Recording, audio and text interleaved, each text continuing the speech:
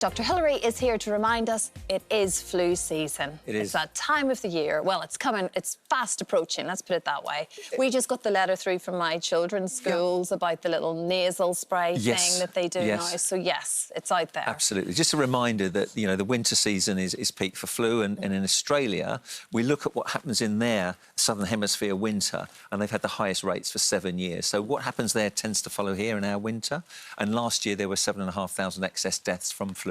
Not just in the elderly and the frail, but some young people as well. So we shouldn't be complacent. It's a nasty disease, raging sore throat, horrible hacking cough, a high temperature, shouldn't be underestimated, and the vaccination is the best way of protecting people. So lots of people are eligible for a free vaccine, so particularly people over 65, pregnant women, people who are immunocompromised, frontline workers, carers, etc. They should have one done.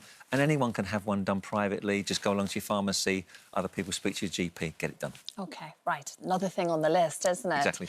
Now, it's been reported that cases of prostate cancer could indeed be reduced, deaths could be reduced by 13% because of this new screening programme. Yeah. Prostate cancer is the commonest cancer in the UK, so 55,000 plus men diagnosed with it every year. So this study was really important. So it looked at 8 European countries.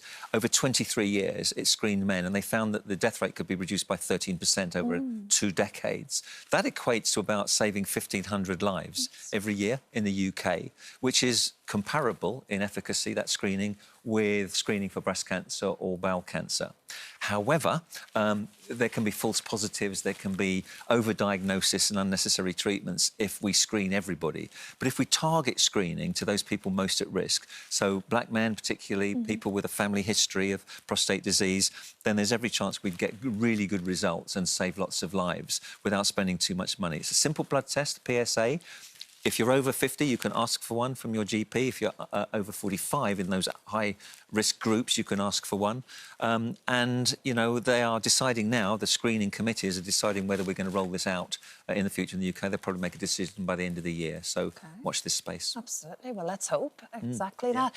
OK, explain the skin plate. It's another kind of online trend, isn't it? It's a TikTok viral madness thing. Yes, exactly. So it sort of makes sense, I guess. Sure. So what the skincare plate is supposed to tell us is which foods are best for really good, glowing, healthy skin. OK. So it's a bit like the components of the Mediterranean diet, actually. So you've got salmon on the plate there, which is an oily fish, like mackerel and sardines. Plenty of omega-3 there, which is good for skin suppleness and protection. Spinach, rich in vitamin C, which is great for collagen under the skin, the scaffolding under the skin, and for cellular repair.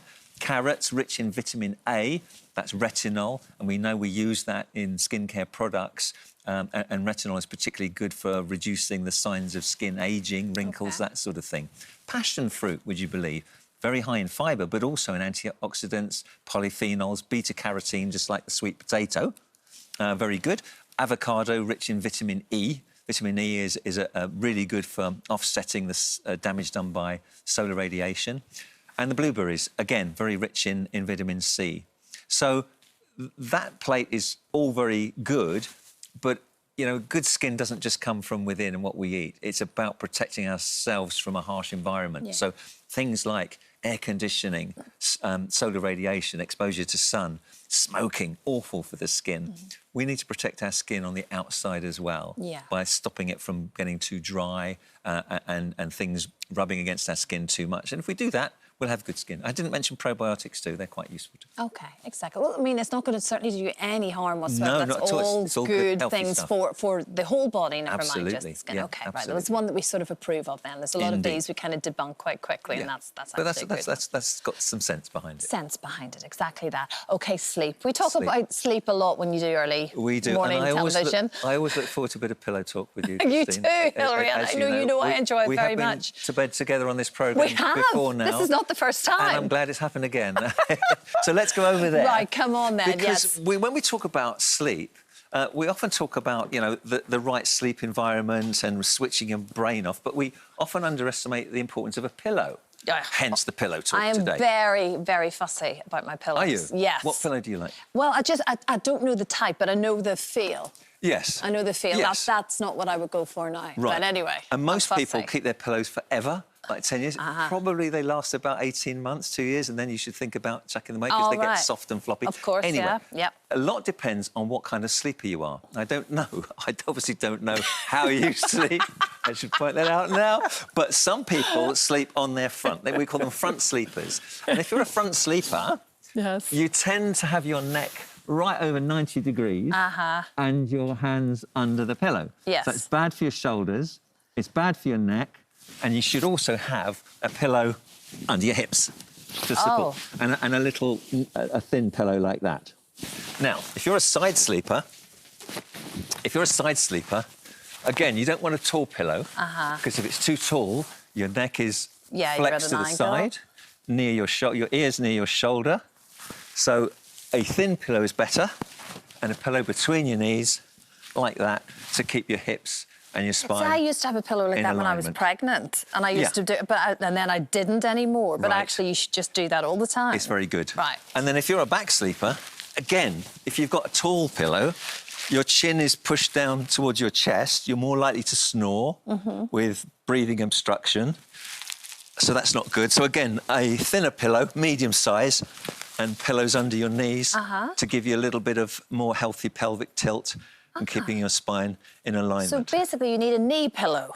So you need a knee pillow. Exactly, not just the head pillow. Right. But the height of the pillow is actually really important in getting a good night's sleep, as well as everything else, as well as turning off your devices and not stimulating your brain, not having too much caffeine at night or even after sort of midday. Yeah.